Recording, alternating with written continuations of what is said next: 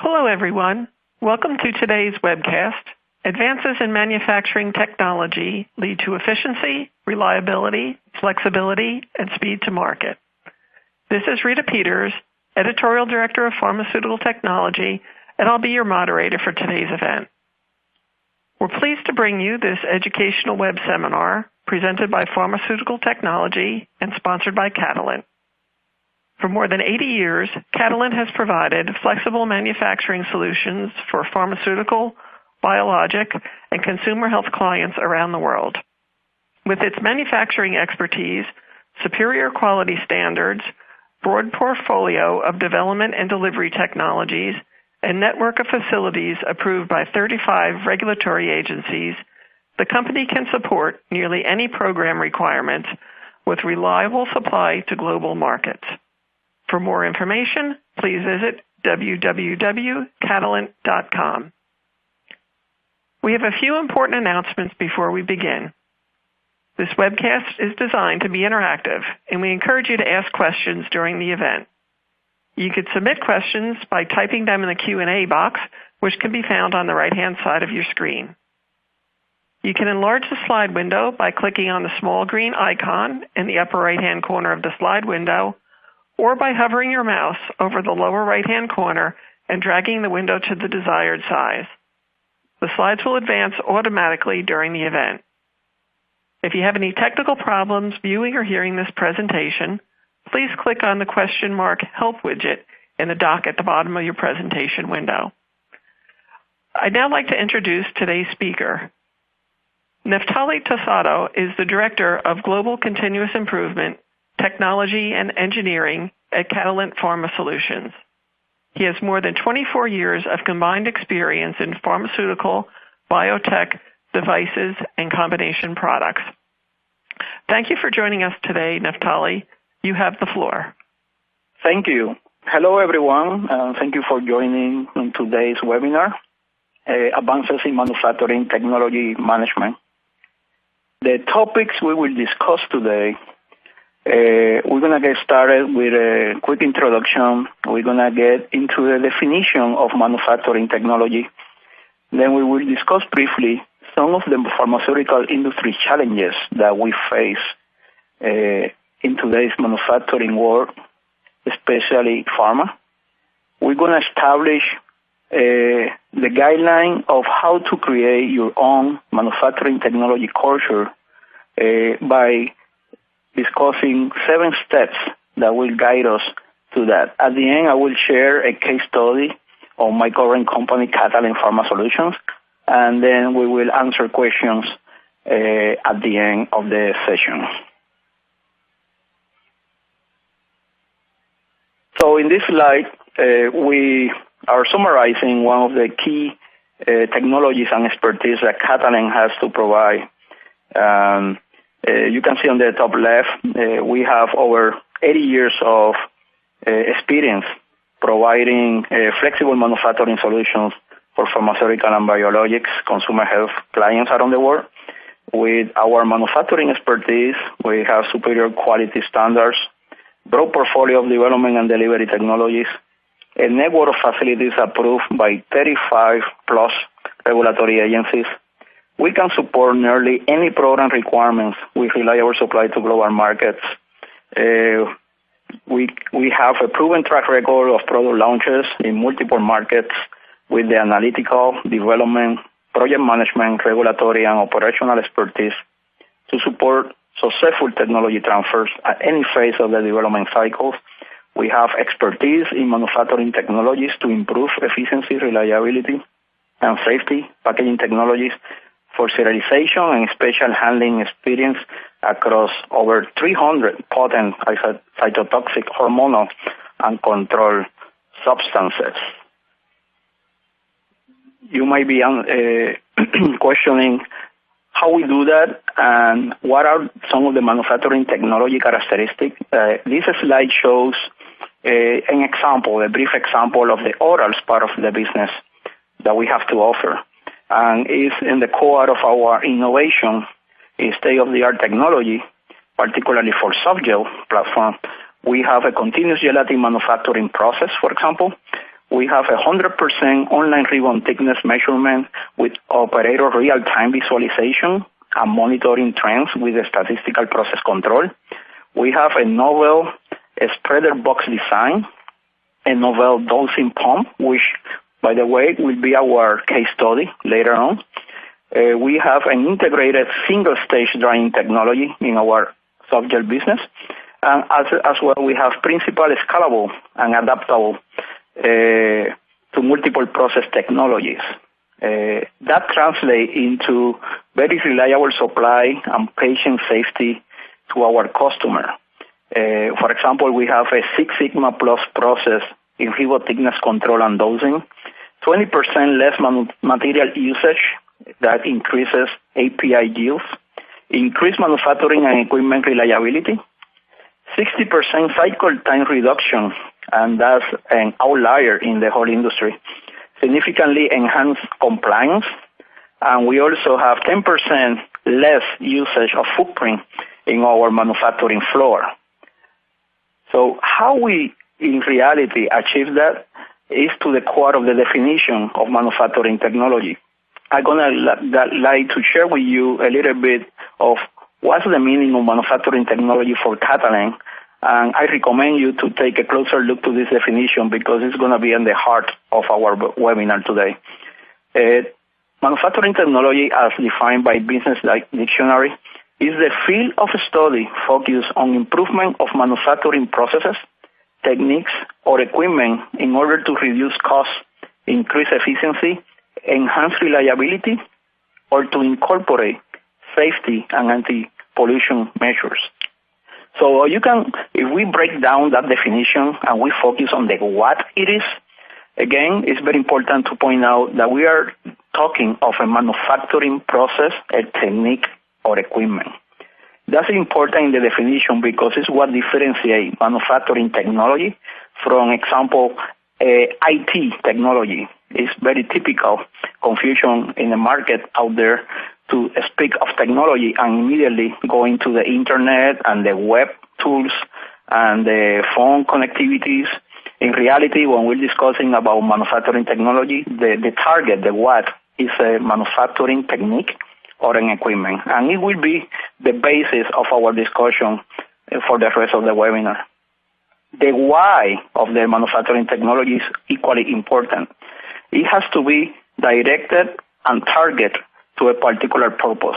For example, as you look back to the definition in the blue square in the top, when we talk about reduced costs, what we're talking about is adapting a manufacturing technology to reduce scrap, labor, material, logistic, downtime, any waste in your process, basically.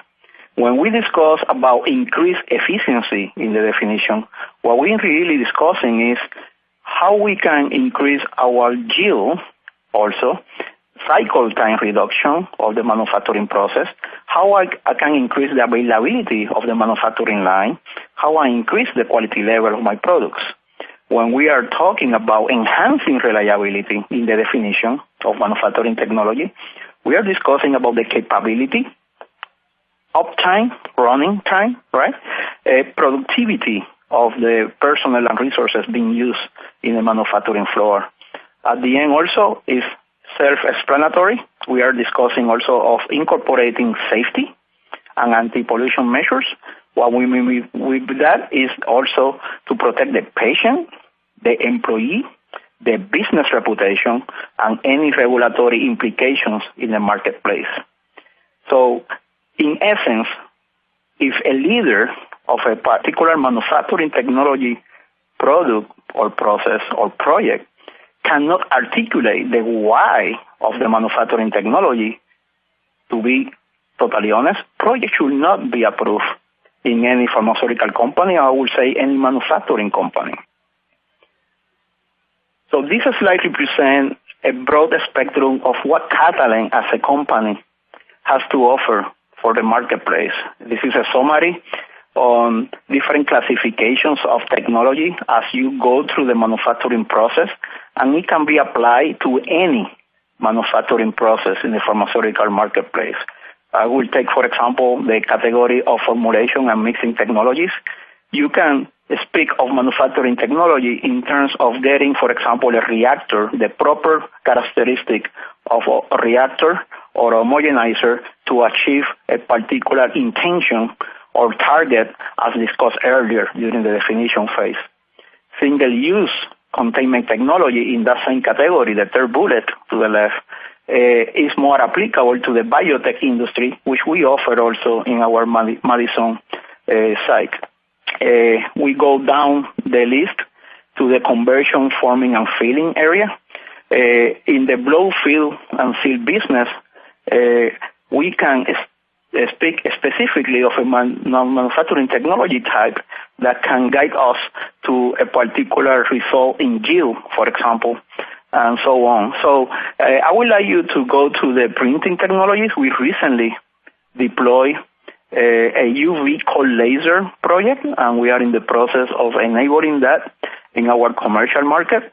And that's definitely a technology you should pay closer attention as we move on in the industry marketplace, because it's going to get trending for specific products with particular characteristics.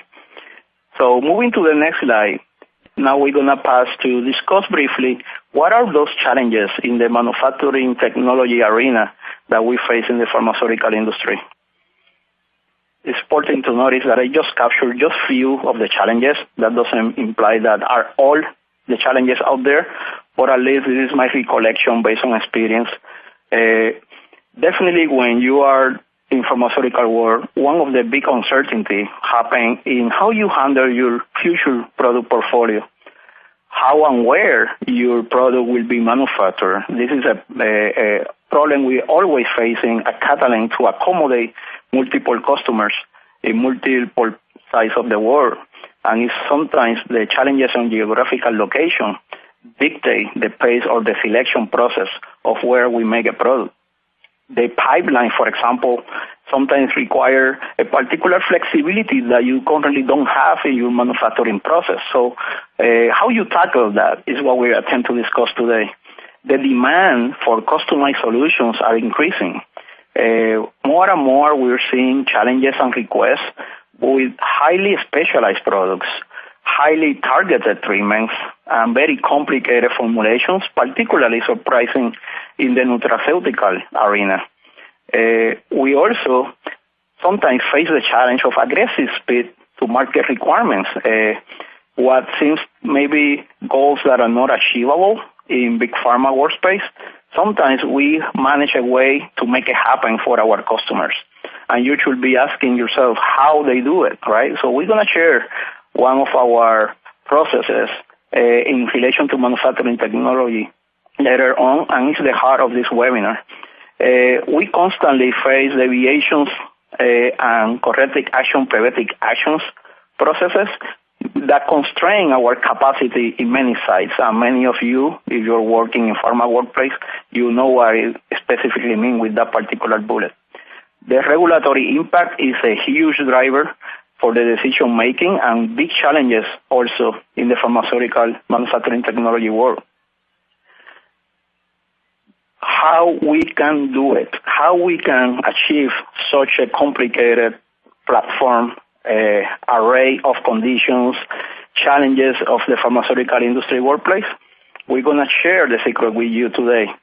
We establish a robust manufacturing technology deployment process. And as I say in the table of content discussion, we have a 7-step process in order to achieve that. And we're going to decompose those steps as we move on in this webinar. The first step, we need to understand your current manufacturing technology model. The second step, you need to understand your process or processes. The third step, we need to understand your customer and products. Once you understand the first 3 categories, then we are good to go to start create step number 4, which is the creation or the development of your manufacturing technology strategy. After the strategy is created, we definitely recommend the creation of a roadmap and eventually a deployment plan to get to the roadmap. And once everything is well oiled and moving forward, you are okay to accelerate the plan. So how we do that? What are those steps looks like? And we pretend to share those leader by leader during the rest of this presentation.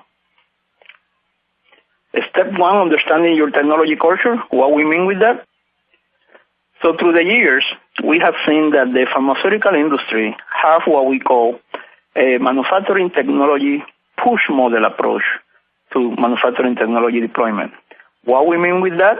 Let's say, for example, you receive a particular set of customer requirements for a new product introduction.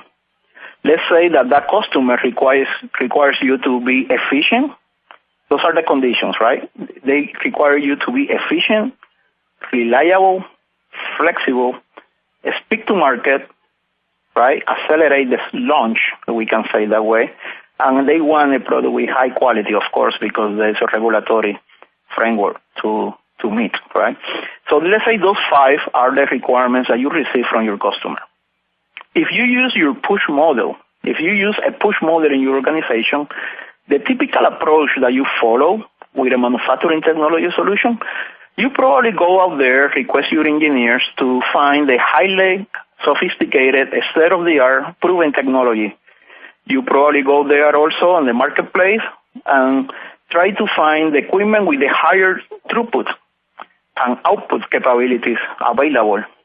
You probably connect with the best OEM for that particular equipment. You don't want to be nobody test, right, or a pilot. You want to be something proven. You want to acquire a well-reputation vendor. You want the highest throughput, the best out there is what you look for if you use a traditional push model. If we go to bullet number 4 at the bottom, you usually order then in the interaction with that OEM, you usually order all the options available, right? So you want a different feeder or you want a different platform that is an optional item on their list of offering. And you want that because you have a flexibility requirement established by your customer. So you don't know what's coming, so you want to be flexible, so you order all the options. You probably also negotiate with the vendor very aggressive terms and conditions to accelerate the delivery because you have a speed-to-market requirement. You want to be fast in the launch of the particular new product. So you go there, create a relationship, and then you establish a user requirement specification document that demands from that OEM a practically zero defects approach to the new equipment. Once you do that, you then go and select your site, you deploy the launch site first, and then you transfer or push to other sites. I just described in this slide, I would say what is done in probably 90 to 95% of pharmaceutical organizations out there. That's the push model, and that's what we mean to understand your culture, but that's not the only model. And this model, by the way, the definition of this particular model is created by Catalent internally, and the way we segregate the different options or approach as a manufacturing technology deployment process. So that's the push. The problem with the push is that it faces some challenges with that traditional approach, and I will pretend in this slide explain why. When you use the push model, you end up usually having higher implementation costs for your manufacturing technology deployment. You usually also deploy using a focus of science and engineering and not necessarily including other elements in your technology selection process. You also make hard internally by competing with multiple site priorities. Usually that approach of finding the best equipment out there requires a particular drain of resources in order to create the right project for the right technology, in your opinion, using the push model. But in reality, what you're doing is overloading your PMO office if you are structured with a project management organization, or you're overloading your engineering department by using that approach. Sometimes you make the decision at the corporate level and then you push the technology to a site that not necessarily have all the resources aligned to assimilate the new technology. So how we handle that, eventually create a loading of resources also in commissioning, qualification, and validation expertise that you require probably for other kind of projects. At the end of the day, when you have that burden and that load in your organization, you are not necessarily meeting all customer requirements, again, because you don't have resources focused on the particular scope. Or maybe you can end up with a technology selection that is not necessarily regulatory feasible in other geographical locations. At the end of the day, we say in the industry you end with a white elephant sitting somewhere in the corner of your site because you apply a push model. So if you look carefully to the right side of this slide, is our way of describing the differences between the push model I just described and I would say the proposed, and this is the characteristic and the purpose of this webinar is sharing this knowledge with the industry. In Catalent, we call it the pull model versus the push model. Again, the left side explains what I went through already. You usually you receive the customer requirements. In this particular example, you take the product and the regulatory requirements on the left, right? You take the business requirements, let's say, for a specific capacity and cost. And then you, based on that, tailor some technical requirements that paste in a functional requirement specification or a user requirement specification, and then you move on. Then you go there, grab your technology, and start the deployment process.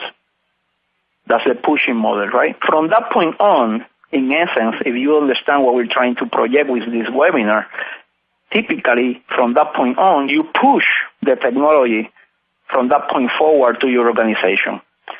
The problem with that is that you are enabling the look at risk assessment and any training after the technology is selected. You are probably facing then stabilization challenges because the assimilation of the new technology is not there yet. You just deploy it and you're pushing it. Therefore, you typically face a continuous trending of deviations and kappas and change control required to stabilize that technology. Also, in parallel with the personnel and resources, you face retraining most of the time. Eventually, you implement commercially, and then you move internally to a continuous improvement phase in order to make that technology adaptable to your organization. That's the push model I just described, and the left side of that slide summarizes that as I just described. However, there's a new way, and that's the Catalent way of deploying manufacturing technology. We call it the pull model. What we do with the pull model, in essence, is literally taking every single requirement, no matter where that requirement coming from, and combining them through a funnel system that we choose the particular needs of the customer and pull it through a funnel to create the customized manufacturing technology selection and deployment process. What I mean with that is imagine that your technology is like a vacuum cleaner, soaking or pulling all the requirements combined in one shot, in one particular process, systematic process and way of doing things. Is what we call the latest trends, and we're going to explain briefly in the next slide what we mean with that. So taking, for example, the same requirement that we discussed before, again, same conditions, you have a customer requiring you to be efficient, reliable, flexible, fast to the market with a high-quality product, same requirements, exactly the same we discussed before. But in this case, you decide to say, you know what, I will combine my industrial engineering and value engineering expertise, and I will try to provide a solution using the pull approach to turn ideas into actions. And what we mean with that is then when we take the requirement, we rename it or reward in a manufacturing technology language, okay? And my interpretation of the upper requirements on the left side, is renamed. For example, when we say flexibility or efficiency, or flexibility per se, or reliability, we say it's not per se reliability. What we're talking is proper scalability. In other words, my manufacturing technology has to meet the whole spectrum of the launch process from clinical, which is a pilot phase, to commercial. The flexibility requirement is straightforward translated as enough flexibility, but technically that transfer for us as, okay, let's try to make this modular and portable. So it can be adapted anywhere I need it at any given time, any particular suite, any particular site, any particular place of the world, basically. Okay, the high-quality product, or maybe the reliability, can be translated in extremely capable requirement. So what we mean with that is a 9 to 12 sigma process, if possible, in control runs. We're going to discuss that later in the case study. When we say efficiency, in reality what we're talking about is excellent OEE, overall efficiency. That means to us, okay, so the equipment has to have a strong availability and strong performance, because we'll deal with the quality element of OEE later in a particular focus approach. Speed to market, to us, translate in project management and regulatory management, not necessarily high throughput in equipment, because high throughput translates into performance, and it's just a small component of a manufacturing technology decision. And when we say high quality, we translate that to patient safety, not necessarily a statistical adherence to a particular sampling size. We convert that truly into a patient safety requirement. So in order to get there, once you understand your culture, hopefully it's a pool culture moving forward after this webinar, we move to step 2, which is truly understanding your process. And what we mean with that is how well in reality you understand your process. It's not just understanding the step-by-steps that the process goes through. That's what we call just a little component of it. It's just knowing the flowchart of your process or the value stream mapping. But understanding your process from the industrial engineering horsepower point of view, as I mentioned earlier, that's the way we do it with the pool system. We combine industrial engineering and value engineering. This is what we mean with understanding the process. Is know your numbers from the industrial engineering point of view. How many stock keeping units you have? What is your installed capacity? What are your production volumes, for example? Do you really know the answer to that as an engineer, as a project manager? Do you know the rates of your line speeds? Do you know the cost of the particular line or the cost per product or per unit? Do you know the productivity cost, how much people cost, or the overall efficiency of that line, or the scrap percentage? So these are some examples of knowing your numbers. And if you are the project engineer assigned to a particular technology project using the pool model, you should combine that industrial engineering element with your value engineering, which we're going to discuss in the next slide, and come up with a right technology solution. So the rest of the bullets are the recommended steps to understand that process and what are the things to consider. For example, you need to decompose your process, understand where are the different roadblocks or bottlenecks or breakpoints of your process. You need to identify also your resources, your green belts. Where is your expertise in the manufacturing floor? Who are your green belts, your black belts, your master black belt in the organization? You also need to embed in the requirements or the approach to the technology selection your business continuity risk. Is this new deployment cost a single source supplier issue, or is going to have a barrier on geographical location because I'm launching the product in a particular part of the world that has a different expertise or even a different culture that has to be integrated in the selection. How is your market, your competition? How are your company financials? Because sometimes we are limited in CapEx, and then you should choose the right technology that match that capital requirement and not necessarily the best and more expensive OEM out there, as mentioned in the push model. So, but the more important element here is the last bullet, this but not less, right?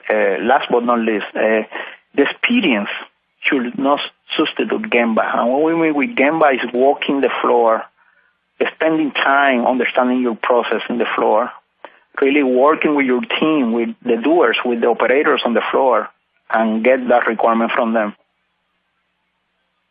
Talking about knowing your process from the value engineering horsepower perspective, what we mean with that, also knowing your numbers, is a different mindset. Is your changeover time, your downtime, your mean time between failure, your mean time to repair, your repair and maintenance costs. How is the organization doing in those elements? How much spare part cost you are willing to apply to this particular technology selection? What will be your calibration frequency, and how will that load the resources in your calibration department? What's the cost per operating hour, or the full-time equivalent cost of your employees? But more importantly, what's the net present value or the return of the investment that you're willing to make? So again, those knowing your numbers from the value engineering perspective in combination with the industrial engineering discussed before is what guide you in reality to the right selection of manufacturing technology for a particular intention. Eventually, you need to dig more on your process. You need to understand your critical deviations, CAPAs. You need to know your AQLs, going through the list here really quick.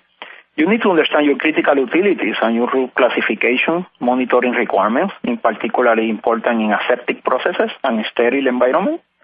You need to know, obviously, the safety culture and the automation culture and the project management culture of your process. As you can see, manufacturing technology selection is just more than just finding an equipment with the best throughput out there. And the second step is, I would say, is one of the most critical one in this process. You really need to understand your process. The third step is understand your customer and products. And we're going to try to explain in one little slide what we mean with that.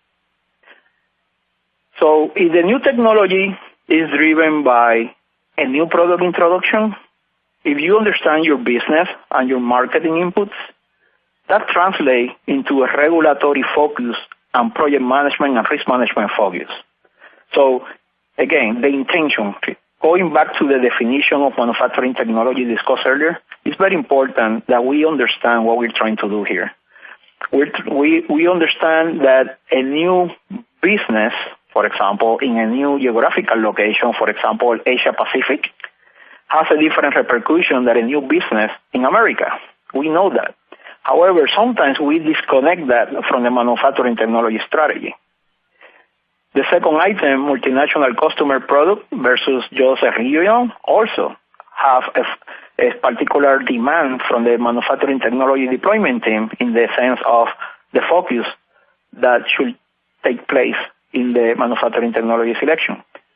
To that specific example, if you have a multinational, multi-presence customer worldwide, the focus on manufacturing technology team should be in the regulatory elements of that deployment, on the procurement element of that deployment, and strong project management techniques because of the geographical nature of it and the size of it per se.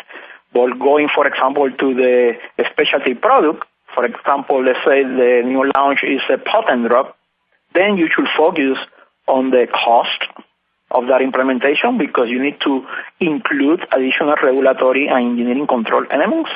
You need to consider safety as to be the driver of that selection. You need to allow for more time because you are exploring in some way a field that is kind of sensitive in terms of regulatory expertise. Therefore, you cannot plan a manufacturing technology project of a potent drug similar to a regular OTC drug, for example.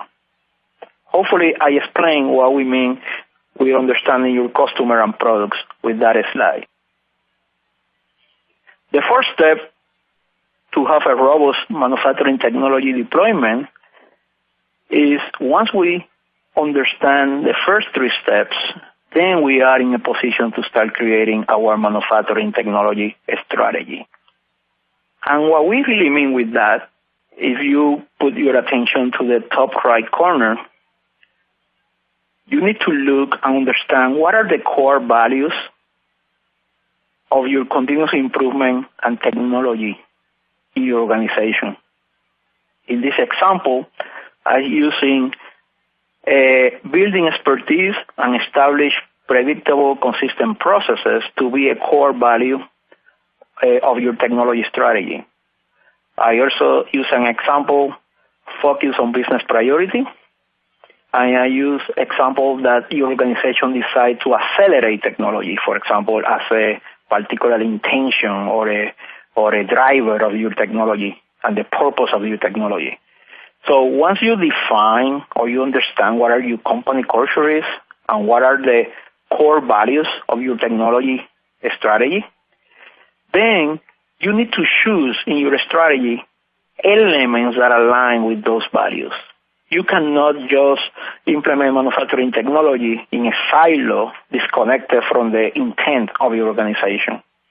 And that's called a strategy. We need to develop in some way, we need to communicate in some way in a strategy that makes sense to the top leadership, to the business. And taking this slide as an example, we are discussing that enabling technology and core technology has particular pilots and then first commercial that are aligned to your particular core values to the right. And this slide is a way of me communicating that you should consider those elements also in your manufacturing strategy. And this slide is just an indicator of how do you approach that from a short-term, mid-term, long-term approach align with your shared values. In the bottom right corner is a way of us communicating to you that you need to always have the radar or the visibility on the total opportunity cost of what you're doing that technology, and also you need to have a strong operating mechanism of business contribution.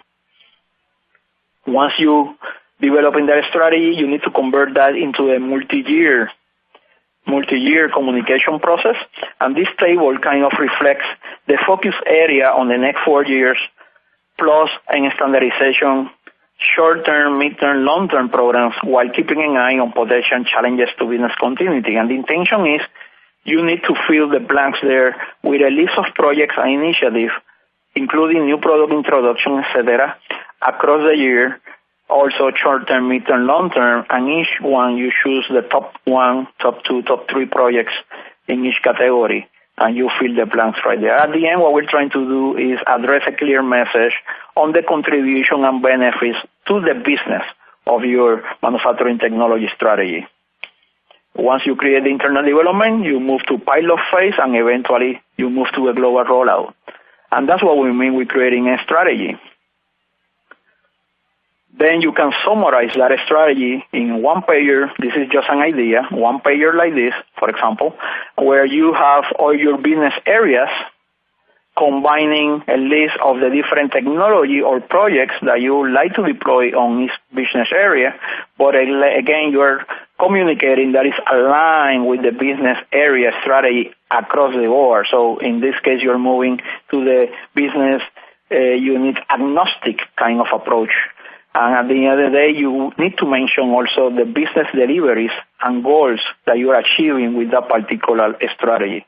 That's what we mean with creating a strategy. But then the strategy needs to be cascaded down in what we call in step 5, a manufacturing technology roadmap. And basically, the previous document you create, you come here and then start mapping that in a visual way that everybody can understand in any culture, any geographical location, any department of your organization, any business area, And again, the important part here is you need to communicate the overall business deliverable. For example, in our case, the patient safety, the growth, the productivity elements, and then you show in a visual way your strategy in a one-pager like this. This is just an example. You can be creative around this. But the important element here is you need to communicate the strategy. You need to create a technology strategy. You need to mention site-specific support projects, but then you need to also mention regulatory innovations projects. You can mention or highlight a pilot project that you are trying to achieve somewhere, like a breakthrough, same with new innovation. And this is just an idea, but the important part is you need to reflect where you want to be down the road. Once you summarize that, and this is very unique to Catalent, and this is also one of the key slides of this particular webinar, is once you understand your process and your products, you can convert that in your technology roadmap, which is aligned with the strategic plans. And then, as you can see here, we decompose the process in any step. This particular segregation or drop-down could apply to any manufacturing process. In generic terms, we can say. In the bottom part also, then we go with a specific to products. But this is an example of a technology roadmap, and the intention is you take your business areas, you take your process step, and then you select from your strategy, you name here what technology you want to pursue in your organization and where it will apply. Same with the formulation and mixing in this case. What we're doing is taking a manufacturing process and decomposing in incoming inspection, formulation and mixing, conversion, which could be encapsulation, could be tablet process, or it could be filling in case of parenteral or sterile drugs. Then you do usually in-process checks. Then you probably also optimize or you have a standardization strategy in your company. And then usually you go to identification, inspection, and packaging. Again, this applies to any manufacturing process. And again, you can be maybe a little bit more creative in terms of language, but this is a decomposition of your process. And once you decompose the process, because you understand it using industrial engineering and value engineering approach, you will be able to communicate your particular technologies that you want to deploy in each part of your organization. And again, this is a technology roadmap, and you should have this per site or per business unit or per manufacturing or geographical location. It's up to you to decide how you're going to enable your technology roadmap based on your culture. But this is a great way to communicate, and everybody will be in the same page what the technology deployment plans are in your organization. We can discuss a question later on. Once you got that, then you do the plan. You do the manufacturing deployment plan, and the best way is to put that in everything together in one page. Okay? You take the same process that we decompose using the previous example, like the IQC inspection, right? We go back so you can correlate.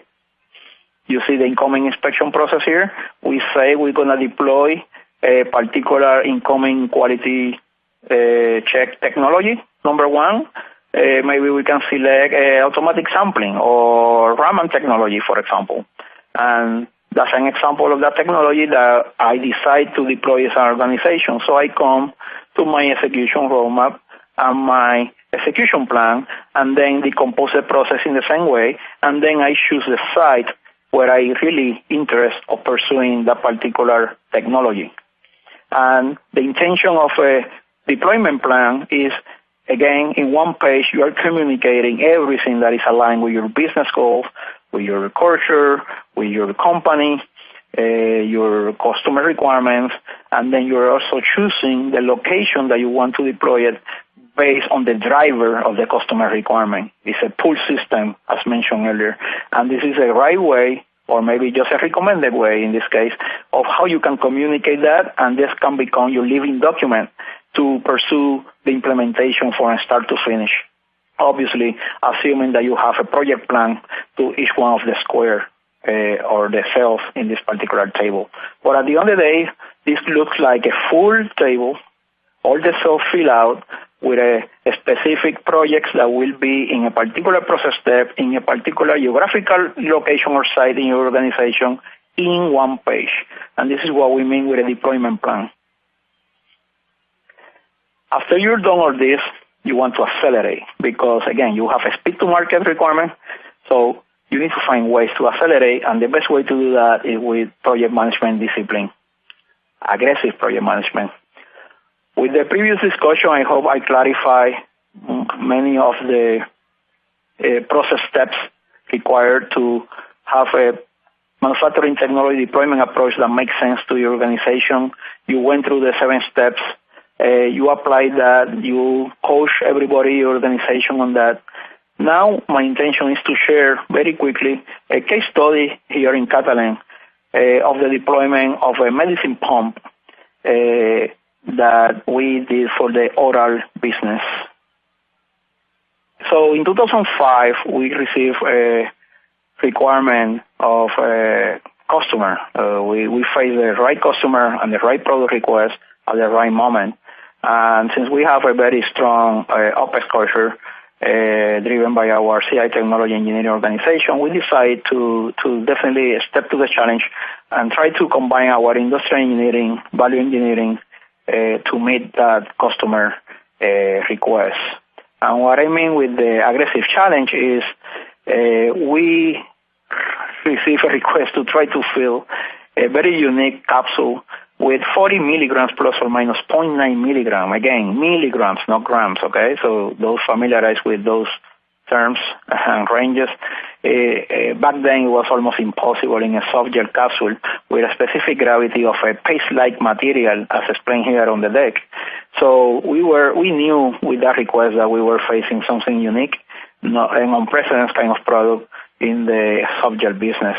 And this is a pictorial view of the soft gel filling technique. You can imagine the timing and all the factors that play a game and consideration here. So, for example, the fluid dynamics, injection timing, very aggressive injection timing in soft gel. That's why the equipment usually runs a particular set of RPMs. The product per se, one of them is a suspension behavior versus non-Newtonian liquids. Again, we're dealing with a paste-like material, which is between a suspension and a Newtonian. Also, 40 milligram target with a 0.9, which is unprecedented. So we knew we were dealing with something unique. However, we managed, using the 7-step model, to come up with a particular deployment plan and a particular technology selection that it was customized to our needs. And in the first attempt and the preliminary results, we achieved impressive CPKs and capability by looking at this number at the 0.460 grams range. This is an application that probably fit from 95 to 99% of the products out there in the pharma workplace. But however, for the specific request of that product, we knew we were dealing with some small drifting here. You can see the target versus the actual with a small drift. And we knew, since we applied the pull model, as I mentioned, combining the horsepower, we decided to move, instead of moving commercially, we decided to move with a root cause analysis and risk management phase rather than going commercial. And I'm going to explain why. But immediately we knew that the technology worked for blister and syringes and vial and blow fill and seal processes. However, for the particular task, wasn't. But since we have the pull model, we decided to move to improvement phase. And what we mean with improvement is we highlight and create an initial definition of the challenge that we were dealing with. We converted that in equipment critical to quality characteristic. We detected that drifting early enough, but at the same time, we decided to move the plan a little bit from the original goal, but still on track. And the first time, we decided not to launch the product because of what we found with the drifting. So at the end of the day, we were assuring the quality from the beginning before going commercial. And what we mean with commercial readiness phase and robustness testing, what we mean is we really evaluate and apply root cause analysis and all the theories on Black Belt and Six Sigma and DOE in order to understand the viscosity impact on the solution that we were trying to develop. At the end of the day, we did a process capability stability with a robustness testing and a long-term burn test without performing adjustment for 48 hours. Again, we were chasing the perfection here on this system. You can see originally the system was performing like this. After the optimization phase, which I can obviously disclose the details of it, we were able to bring the process stable with the new technology, even we decide to qualify. The end state of this, if you can imagine the range here we're dealing with, is 0.0426 grams, plus or minus 0.0009 grams, and we achieved that with 6 sigma in that range using the same wet parts of other ranges. So this is a unique implementation, customized. When we converted that to a more relaxed range, you can see the impressive capability that we achieved, considering that the product specifications are over here in the corners. So you can imagine what kind of technology leap and deployment plan we successfully launched in this particular case. This is a summary of the different characteristics of the end state of our success, but I would like to highlight the injection time, for example, that is typically 200 milliseconds is usually a sensor response time we feel in that timing.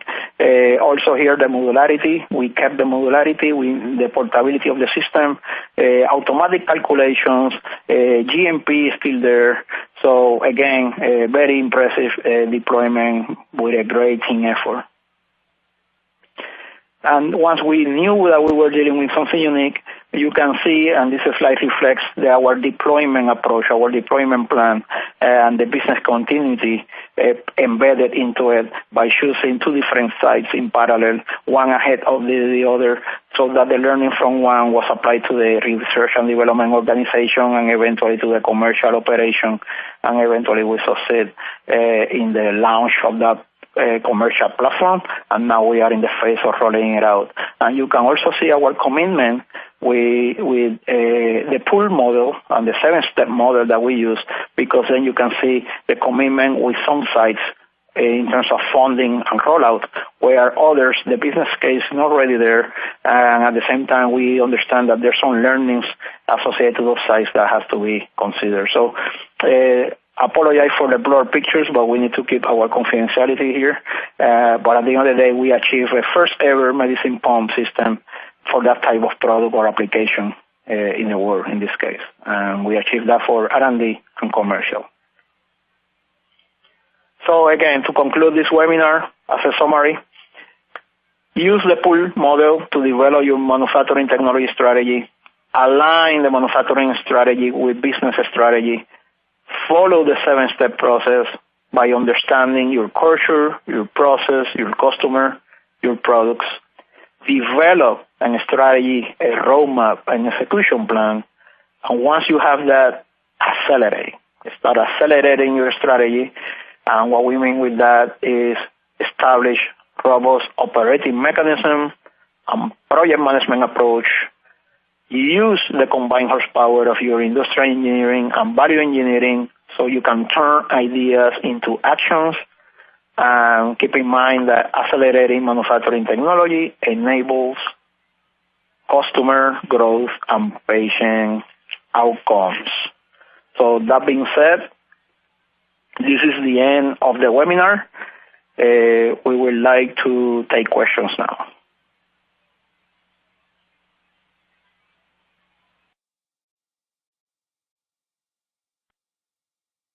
Thank you very much for the presentation, Naftali. Before we get started on the question and answer, just a reminder to our audience that they could submit questions by typing them in the Q&A box, which can be found on the right-hand side of the presentation window. And we're going to try to get to as many questions as we can. So here's the first one. Naftali, you made a reference to a novel spreader box design. Can you please explain what the purpose of the spreader box in the soft gel encapsulation process is, and what's the novelty behind the design? Oh, thank you, Rita, and the audience. The spreader box are used to distribute the molten gelatin mass from the portable vessels or the reactor in the case of a direct transfer, into the encapsulation machine cooling drum to start preparing the ribbon. Usually, due to the natural properties of gelatin, it is typical to have too many variations in terms of thickness on the gelatin ribbon per se. So basically, not anymore an issue in Catalent because we have a unique novel spreader box design, is proprietary to Catalent, that assures a Six Sigma control of the ribbon variation on that natural ingredient. I hope that answered the question. Okay, thank you. This next question references the case study. When you observed the drifting from the target value, why didn't your team simply centralize the process and keep moving forward? You stated there was nothing wrong with those capabilities. What made you pursue further improvements? Oh, yes. Thank you for the question. As I said during the presentation, the new trend in Catalent is a combined expertise between industrial engineering and value process engineering. So we need to rely on that expertise, and we respect that expertise. The combined team implementing the pump project at that time have a very clear understanding of the complete range of products they were anticipating to run in the machine and eventually in their facility. So the product in particular, and we received another question kind of related to that, it was not possible to feel hot in a hot environment. It was otherwise the product will be degrading. Therefore, it has to be cold, but it's going to be paste-like material, but with the aggressive range of 40 milligram plus or minus 9 milligram. With that small drift that was in the tune of 0.0, I would say 0.05 gram range, was enough to cause the lower field materials to be borderline with the spec. So we knew what we're heading towards into for the smaller range. No problem with the big range, but the smaller ones, the team knew the whole spectrum of product that we're planning to run on it, and decide to go to the improvement mode rather than just continue centralizing the process, because we noticed the variations going on there. Thank you. Are you able to apply the new pump technology to other processes? You have an example? Definitely, as I mentioned in one of the slides, I believe it was slide 41, in the bottom blue square, we in the first attempt when we found the preliminary results, we immediately identified that this particular technology has a strong purpose and use in the syringe filling, vial filling, blow fill and seal is properly protected from the septic environment. But the capabilities and the kind of implementation in terms of detail integration are definitely a plus for those kinds of applications. And in Catalent, we're going to plan to move beyond orals, particularly soft gel, into those sites that also provide those services at Catalent. So definitely it's part of our strategy moving forward with the same technology for other kind of products. All right, thank you. This question also refers to the case study. You mentioned on your injecting your fill volume with precise quantity. Do you see any variation once the capsule dries? Again, based on drying, it's a different approach in Catalent. The variation, once it's filled, we don't see the variations because when we define the target, definitely it's compensated for the drying effect. I cannot go in more details due to trade secrets, but we have a particular way of anticipating what's the element or the impact of drying in the product. So we count on that when we establish a target. Okay, thank you. Next question. How long does it take Catalent to work and develop a plan for a particular client based on your pull approach model? That depends from project to project, but definitely the first step is sitting with the business development team. We get the requirements, and based on the requirement, we customize an implementation plan. We have aggressive plans in place and implementation that takes a very small time and turn around. We have different suites by product to accommodate particular business needs. So definitely, I think that the right answer is going through our business development team, sitting down and definitely tailor a particular implementation strategy based on customer needs. We are We don't have a standard measurement for timing. We can customize to the customer needs. We need the engagement from both ends. Okay, thank you. You referred to accelerate the strategy or to accelerate the execution of different projects. Can you expand on this? Yeah, accelerate in Catalent means strong project management focus on the task at hand. Also means if we identify a particular gap of expertise or capabilities in a particular receiving site, in parallel we are accelerating the hiring process and getting those resources on board so that the moment they receive the technology, they are ready to assimilate it.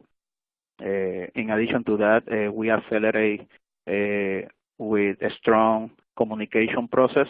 We have a very robust operating mechanism in place per project, per product, per particular site. That's what we mean with the term accelerate. Oh, thank you very much, Naftali, for your presentation and for these questions. Unfortunately, we are out of time. If we did not get to your question today, it will be answered offline. I want to thank the audience for their interesting questions and participating in today's event. And I'd also like to thank our sponsor, Catalent, for making today's webcast possible. This webcast will be available for on-demand viewing through December of 2017. You receive an email from Pharmaceutical Technology alerting you when the webcast will be available for replay. We invite you to forward that announcement to your colleagues who may have missed today's live event. Thank you for joining us, and have a great day.